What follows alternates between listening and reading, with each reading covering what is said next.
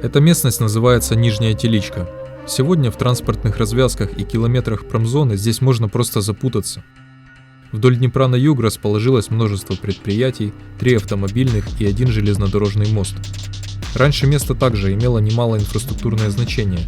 Название Теличка или Телячев из-за того, что здесь удерживали и выпасали молодняк крупного рогатого скота. Более того, предполагают, что здесь находилась и перевалочная база для перегоняемых партий коров и быков.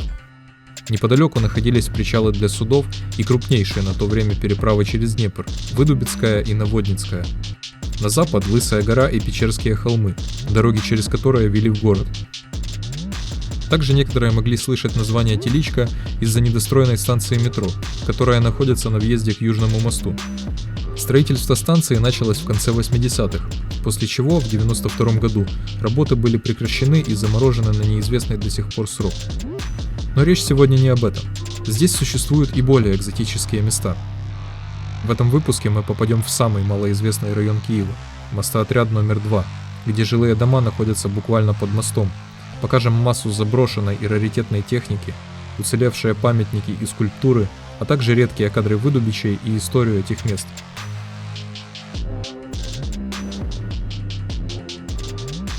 Если вы когда-нибудь проезжали по Дарницкому мосту или же смотрели на Днепр со склонов Печерского Ботсада, наверняка видели одинокую 9-этажку, которая стоит буквально в промзоне. На самом деле это даже небольшое поселение с уникальной историей. От станции метро Выдубичи к поселку ведет набережно-Печерская дорога, где на одном из поворотов виднеется указатель – Мостозагин, то есть Мостоотряд номер 2. Здесь и начинается главная, ну и единственная улица в поселке – улица Исаака Баренбойма. Названа она в честь выдающегося инженера-мостостроителя. У входа через разрушенный КПП находится и план-схема поселка. Пожалуй, схема достоверна и сегодня. Поменялось тут явно немногое.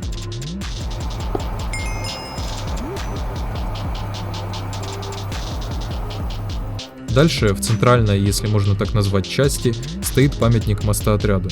Здесь же начинаются первые жилые дома.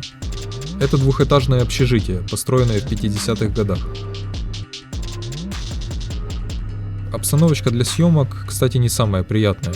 Видно, что люди здесь не очень привыкшие к городской жизни.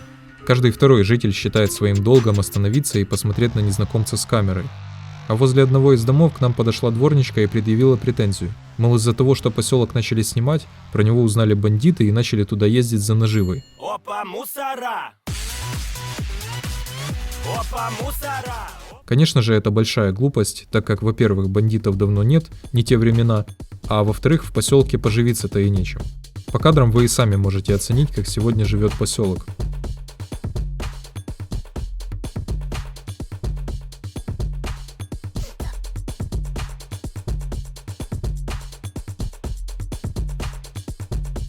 Среди нескольких старых общежитий здесь выделяется единственная панельная 9-этажка. Проект дома «Гостинка». Достоверный год постройки неизвестен.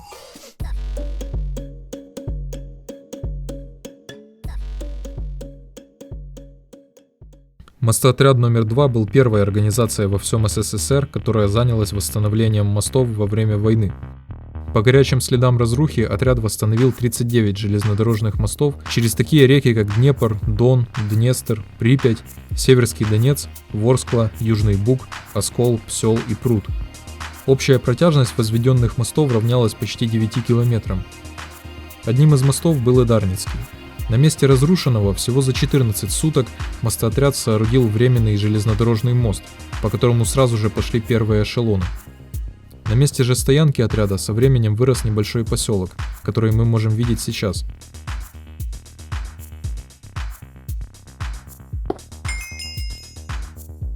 Живут ли и сегодня здесь потомки мостостроителей? Безусловно, да, но не совсем тех, о которых шла речь. Изначальное население Мостоотряда номер 2 было выселено из поселка еще в 1989 году из-за плохой экологической обстановки на местности. Но долго дома не пустовали.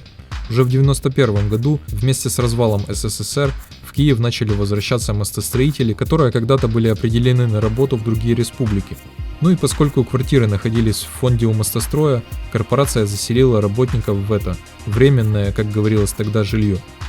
Дальше, с начала нулевых, в поселке началась дикая вакханалия с документами. Кого-то отселяли, кого-то заселяли, дома переходили от мостостроя в другую компанию, а потом обратно. В общем, жителей явно помучили. А сегодня, пожалуй, живут там совершенно разные люди. Об этом говорит множество молодых семей, которые мы увидели, и не киевские номера на львиной части машин. Еще одно, просто обязательное для посещения здесь место – это кладбище автотехники. Тут под открытым небом ржавеют автобусы, краны, служебные машины и другая спецтехника.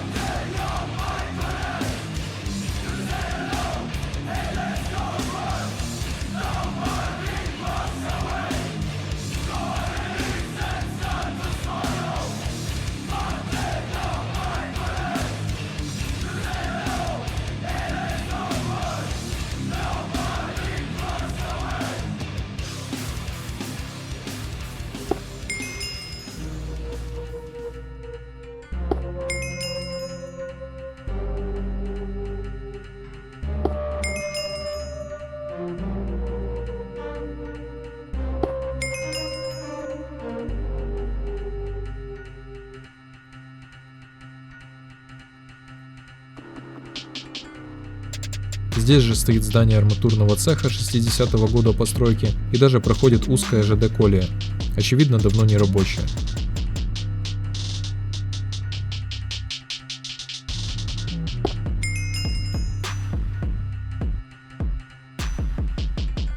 Мы вернулись обратно на главную улицу, увидев сначала мемориал воинам-мостостроителям, потом пару зданий вроде местного клуба и филиалов мостостроя.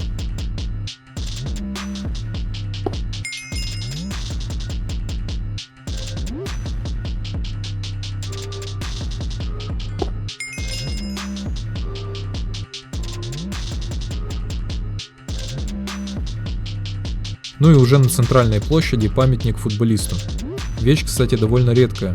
Это одна из немногих уцелевших гипсовых скульптур эпохи соцреализма, хоть уже и без руки. Социалистический реализм – это направление в искусстве, основной идеей которого являлось эстетическое отображение социализма.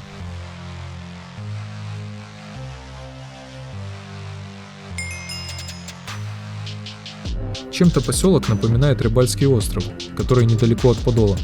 Место также недалеко от центра, также окружено промзоной и также находится возле моста через Днепр. Но, конечно, стоит признать, что Рыбальский остров намного доступнее. Сюда же в принципе из центра транспорт не ходит и есть только одна маршрутка, соединяющая Дарницу и массив Корчеватое.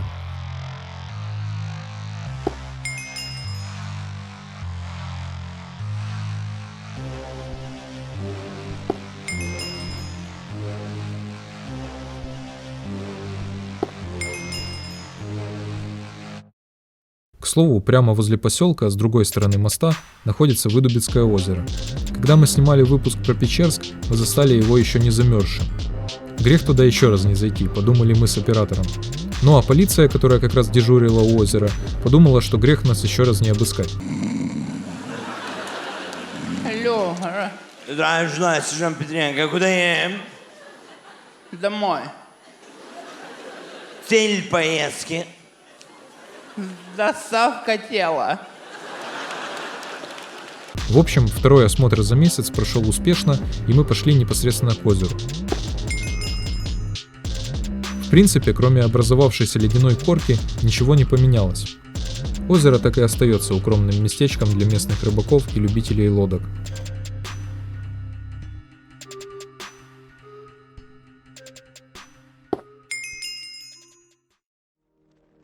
У этих мест есть неповторимая эстетика.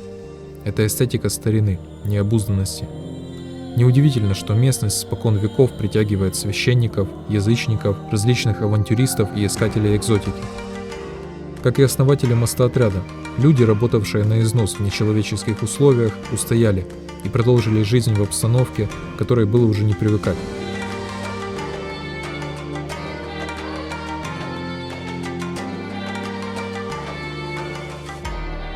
Мы покидаем эти края, а проезжающие по мосту горожане так и продолжают видеть одинокий и забытый Богом дом.